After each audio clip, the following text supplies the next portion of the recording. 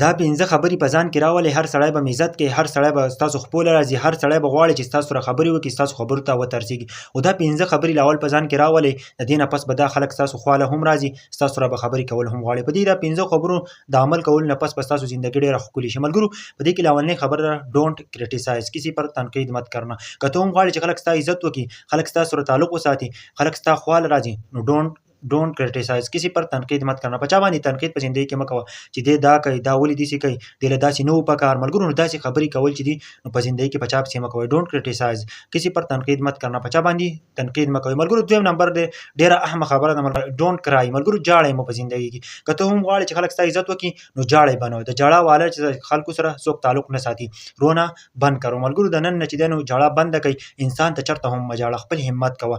او که داسې وي که نه، که ته ژاړې نو الله رب العزت ته ژاړه، د خپل ګناهونو معافي ترې غواړه، خو ډونټ کرای. انسانانو ته مه ژاړه، انسانان چې دی نو ستا هېڅ هم نشي کولی، هغه به ستا سره تعلق نه ساتي. ملګرو دریم نمبر دی ډونټ کمپلین، په چا شکایتونه مه کوه.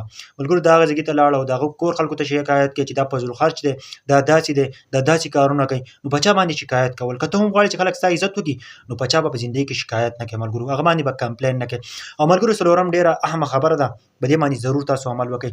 ډونټ کمپیر، ځان مه کمپیر کوه، د خپل موازنه د بل سره مه کوه چې زه ښایسته نه یم او دغه ښایسته دی او د دې سترګې ښکلې دي او زما سترګې ښکلې نه دي، دې سره ګاډی دی زما سره نشته، دې سره پیسې دي زما سره نشته دی. نو دا چېرته هم مه کوه. الله پاک ته جدا انسان پیدا کړی، په تا کې جدا کوالټۍ دي او ستا جدا زندګي ده. په چا به کمپیر کوه مو دا داسې کوي، دې سره بیلډینګ دی، دې سره پیسې دي، دې زندګي ښه تېرېږي، زما خوشې تېرېږي، په ما باندې صرف امتحانونه دي، مایوسي، داسې چېرته هم مه کوئ. ملګرو پنځم نمبر ډېره اهمه خبره کمپلیمنټ، خلکو له کمپلیمنټ په زندګي کې ورکوئ. ګوره یو انسان چې دی نو یو ښه کار وکړي نو موږ کمپلیمنټ هغه له نه ورکوو. که چېرته د یو انسان نه لږه شان غلطي وشي نو موږ پسې ټول لګیا یو چې دی داسې کار وکړو، دی دا ګناه وکړه، دی دا غلطۍ وکړو. او دا سوچ نه کوئ که یو انسان 100% چې دی نو 100 کارونه صحیح وکړي او یو ترې لږ غلطۍ وشي که نه موږ غلط یادوو، خو 100 کارونه چې دي نو موږ صحیح نه یادوو. ملګرو د هغه اپریشیټ کوو نو هغه له کمپلیمنټ نه ورکوو. ملګرو که تاسو سوچ وکړئ که نه په کور کې چېرته سالن پوخ شي هغه چېرته خراب پوخ شي ملګرو، نو موږ دا سوچ کوو که نه چې خلکو ته چې دی نو هغه ته